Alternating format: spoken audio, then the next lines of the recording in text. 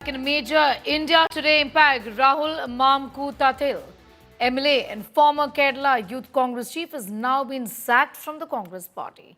This comes after a series of harassment charges from multiple women. In the latest allegation, a trans woman has accused Mamkutathil of sending offensive messages claiming he texted her saying he wanted to rape her. Earlier, Bollywood actor Rini and George was the first to speak up alleging harassment and adding that wives and daughters of party leaders were targets as well. Soon after, writer Hani Bhaskaran came forward backing Rini's complaint, saying she too had received such messages from the leader. Rahul, who had earlier resigned but refused to apologize, has now issued an apology not for his actions, but to party workers for having to defend him. He continues to deny all these charges against him. ഫീലിങ്സും ഇമോഷൻസും ഒക്കെ ഉണ്ട് എന്നാണ് ഞാൻ വിചാരിക്കുന്നത്. ഒരു കാര്യം കൂടി പറയാൻ ആഗ്രഹിക്കുന്നത്, ഞാൻ എൻ്റെ പാർട്ടിയെ പ്രതിരോധത്തിലാക്കാൻ ആഗ്രഹിച്ച ഒരാളല്ല. പാർട്ടി പ്രവർത്തകർക്ക് അങ്ങനെ ചെയ്യേണ്ടി വരുന്നതിനകത്ത് അവർക്ക് ഞാൻ ചിലതൊക്കെ കാണുമ്പോൾ അവർക്ക് പ്രതിരോധിക്കേണ്ടി വരികയാണ്.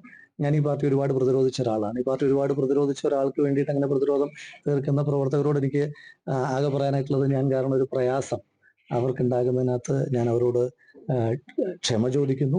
ഞാൻ കാരണം ഇപ്പം എന്നെ ഒരുപാട് സ്നേഹിച്ച മനുഷ്യന്മാർ ഒരുപാട് പേർ എന്നെ വിളിക്കുന്നുണ്ട്. ഈ ദിവസങ്ങളൊന്നും എൻ്റെ ഫോണിന് വിശ്രമമില്ല. പല ഫോണുകളും എനിക്ക് എടുക്കാൻ കഴിയുന്നില്ല.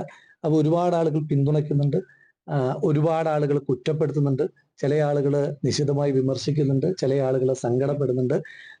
അത്തരം ഒരു സാഹചര്യത്തിനൊക്കെ എനിക്ക് ആളുകളോടെല്ലാം അങ്ങനൊരു സാഹചര്യം ഉണ്ടായതിനകത്ത് എനിക്ക് അവരോട് മാപ്പ് ചോദിക്കാൻ മാത്രമേ ഈ നിമിഷത്തിൽ കഴിയുകയുള്ളൂ. ബാക്കിയുള്ള കാര്യങ്ങളെല്ലാം എനിക്ക് നിങ്ങൾ വഴി ജനങ്ങളോട് ജനകീയ കോടതിയിൽ പറയേണ്ട കാര്യങ്ങൾ നിങ്ങൾ വഴി ജനകീയ കോടതിയിലും, അതിനപ്പുറം എന്തെങ്കിലും കാര്യങ്ങളുണ്ടെങ്കിൽ നീതിന്യായ കോടതിയിലൂടെയും ഞാനത് അല്ല, അത് അവര് എടുക്കണമല്ലോ. കാരണം എന്താന്ന് വെച്ചാല് ഈ പറയുന്ന വ്യക്തിക്കെതിരെ പരാതികൾ വരുന്നുണ്ട്, ഇതിനകത്ത് തന്നെ പരാതികൾ വരുന്നുണ്ട്.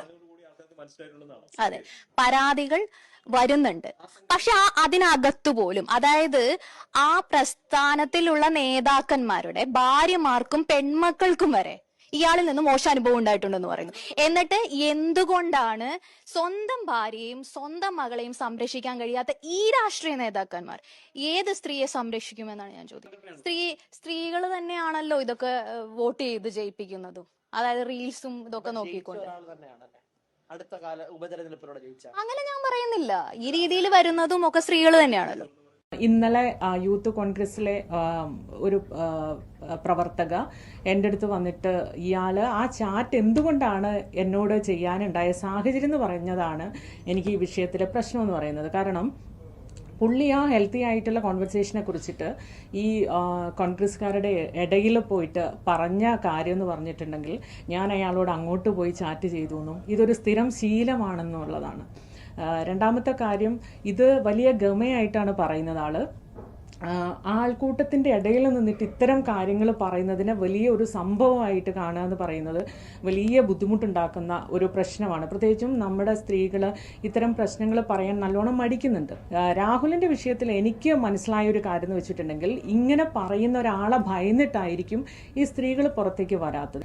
കോടതി പോലും അവരുടെ പേരുകൾ പറയാൻ അനുവദിക്കാത്ത ഒരു സാഹചര്യത്തിൽ ഞാൻ പറയാൻ പാടില്ല.